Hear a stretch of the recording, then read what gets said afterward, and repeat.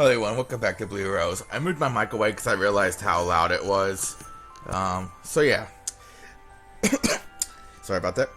The next day, I walk out into the kitchen once again, but Tobias has already left. I wonder what he does all day. Not that it bothers me. Staying alone inside the silent house does bother me though, so I decide to open the front door and step outside for once.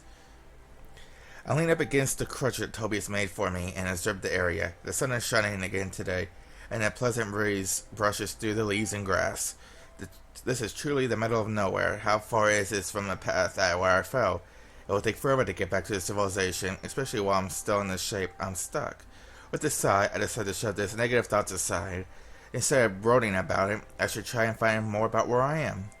Now, no use in wasting time like this. Tobias probably won't be back until tonight anyway. That's how it usually is. I start walking. Not too far from the cottage, I ascend a small hill as I head further in between trees. Soon the scenery opens up before me. I come upon a mountain-like lake in a forest. The short trip has already taken its toll on me. I lean up against a tree near the lake, silently cursing how weak I still am. I need to get better soon. I have to find out what happened to the others. In any case, I will have to go back and report what occurred. Someone other than me has to have survived. I bite my lip. Suddenly something catches my attention. Almost like a shadow, there was movement somewhere in the bushes in front of me. I scanned the area. No sound telling me that there would have been anything. Was it just me? Again, in the corner of my eyes, I catch a hint of stuff moving. I quickly turn my head, but I don't see anything. My heart pound starts beating faster and my body is tense. Sorry about this cut, guys. My finger slipped and accidentally minimized the game, which ended the recording. So yeah, I don't know if I skipped any sentences or not. But anyways, my heart starts beating faster and my body is tense as I prepare myself for whatever it is. If I feel it's just some animal living up in the forest. But after the encounter with the dragon, I feel like I should keep my guard up. There, I hear a faint rustle in the bushes to my right. Somewhere in between the trees, slowly I grab my crutch and advance towards the sound. I still can't see anything, but it continues to draw me in. I pass between the trees and the lake behind. The further up ahead, I see another hint of movement darting between the bushes and fall upwards. Is that teasing me? No, it must be my imagination. Before long, the trees thin out, and I soon find myself at the top of a slope where it looks like a valley and nestles between the mountains. But the valley isn't as empty as expected. I am looking down at a small settlement in the distance. A village? There shouldn't be any settlements up here. It's very small, but it's definitely there. From what I can see, people moving between houses, it seems lively. For a moment, this sudden appearance of a village fills me with doubt. Have I come to even further than I thought? Am I still in Thames? Hesitating for a moment, I finally decided to descend the slope. I wander slowly through the village. Hey, I just got an achievement. Sanctuary. Okay, cool. I didn't know that's game had achievements. Anyways, I wander slowly through the village while watching my surroundings in disbelief. This place shouldn't exist. Some of the people that I pass are sending me curious glances. A lot of them obviously aware that I'm not from around here. I instantly noticed how almost everything here looks new. Are these people pioneers? A shadow in the crowd draws my attention. I figure who looks detached from the world around him.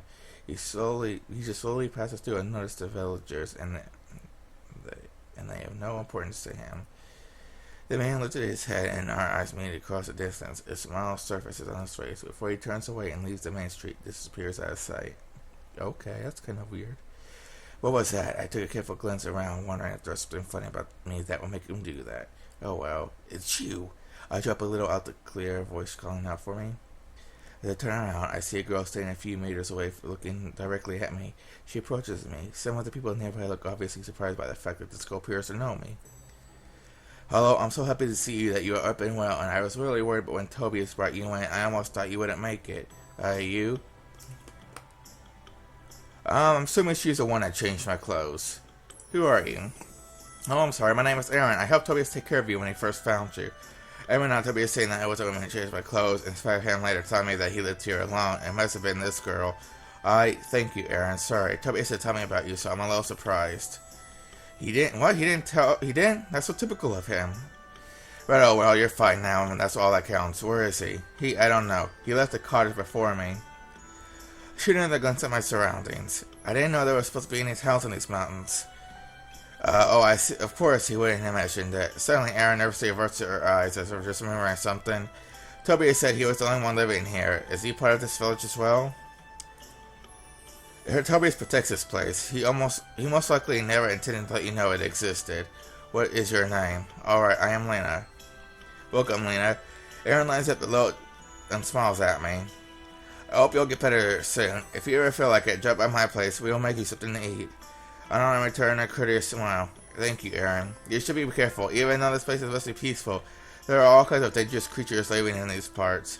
Usually they stay away from the village, but people like Tobias patrol the premises to make sure that no one returns into a hostile animal. I'll be fine.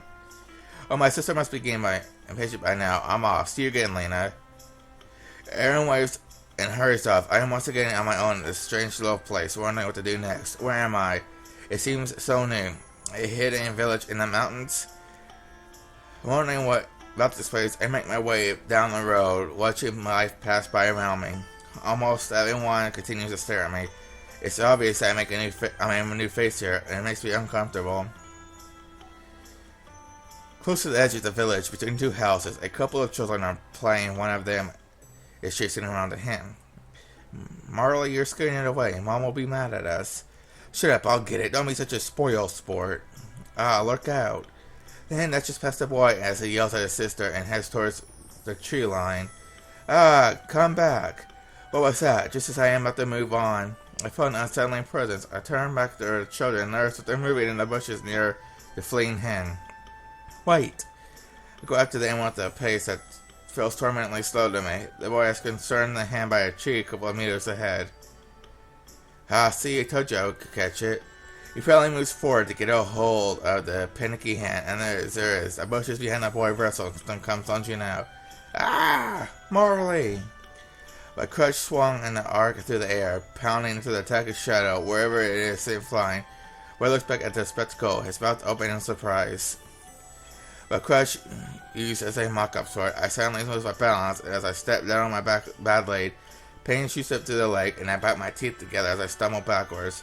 But instead of falling to the ground, my back comes into something. I feel my arms being caught from below, keeping from falling over. Take it easy there.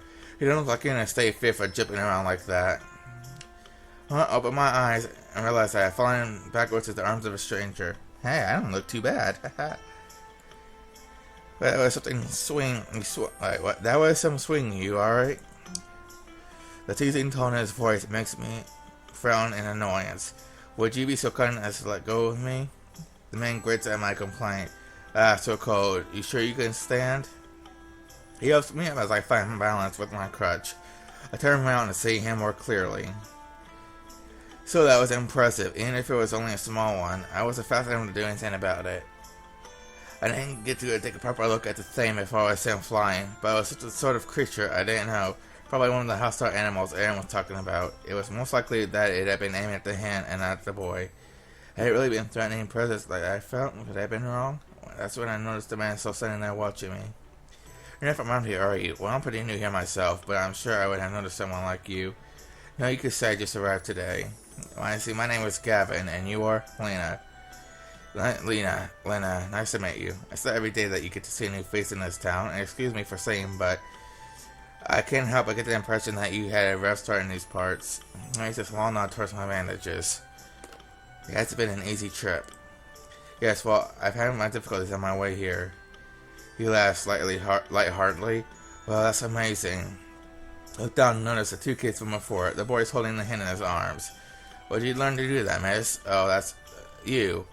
This is the second time today someone calls out me in that manner. I know it. I turn my head and see someone familiar appearing between the trees not far away. Tobias, what are you doing here? His face is a mix of surprise and then anger. This is the first time I've seen him riled up like this as he hastily approaches us. You are supposed to stay in the cottage. You can't tell me what to do. I'll leave if I want to. You two know each other? Gavin looks both surprised and amused by this. Tobias shoots him an angry glare. You stay out of this. It's none of your business. None of your business? And what is this place? None of my business. What? You told me you lived here alone and that you alone had found me and brought me back. So what is this town? You're right. It is none of your business. All you have to do is get better and go back from where you came from. Your kind has nothing to do with here. My kind? Hey, anyone looking overboard here? Tobias, why don't you give a nice lady a break? You should be yelling at a woman when she is hurt. After shooting Gavin yet another icy stare, Tobias finally backs down. Fine, do whatever you want. He turns around and leaves on the spot. Oh my, he was certainly in a good mood. I just stand there, looking in the direction where Tobias disappeared. Well, I guess it's about time we get back to town. What do you say? Gavin nudges the kid who had been watching our quarrel with wide eyes. Yeah, alright then. He turns to look at me. What about you? Going to just stand there? Shortly after I found myself in a small inn. Some of it looks like it's still under construction, but it is already in use. Gavin has placed us at a table near the wall when I see another familiar face approach us. Oh, there you are again. Just sit tight. I'll get you something good. You work here? My sister and I run this place, so just relax. This is on me. Erin disappears out of sight. Before long, she returns with 2 plates of dinner for us. Enjoy. Thank you, Erin. That's very nice of you.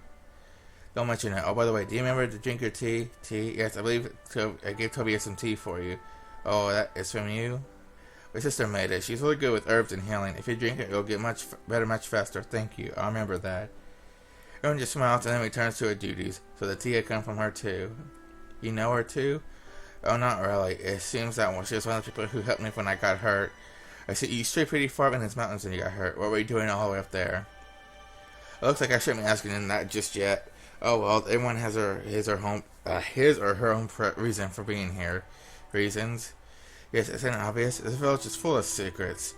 He sits with a teasing smirk as if making fun of me. But he has a point. A hidden village all the way up in the mountains? I can't imagine why anyone would settle down in such a secluded place without a good reason. I'm still not sure what kind of place I've ended up in. So what is your reason for being here? Mine is a good question. One I'm afraid I can't quite answer yet. I watch him carefully. There's something about this guy that tells me to stay on guard, but I'm not really sure hiccup what it is. At the end of the day, I turn to the cottage. Tobias is inside. He is cleaning one of the hunting knives and doing his best to ignore my entrance. I'm not going to let him off that easily, though. Why? He finally looks up. Why didn't you tell me about the village? Because I did not intend to let someone like you know about it. Did you really believe you could bring me here and I wouldn't notice? If you were so against someone of my kind coming here, then why you should have let me lie where you found me. Just me, I'm beginning to believe I should have. This man seriously pisses me off. Ever since I got here, he has acted his way towards me. I am seriously beginning to doubt why he even bothered to save me in the first place. They give me my sword and I'll leave. Leave? You just on this chair? Walk out in that condition and you'll die. Here, Chris, complain about your things again. I already put them in your room for you. Good. With that, I immediately turned around and headed for the bedroom, not sparing him another glance.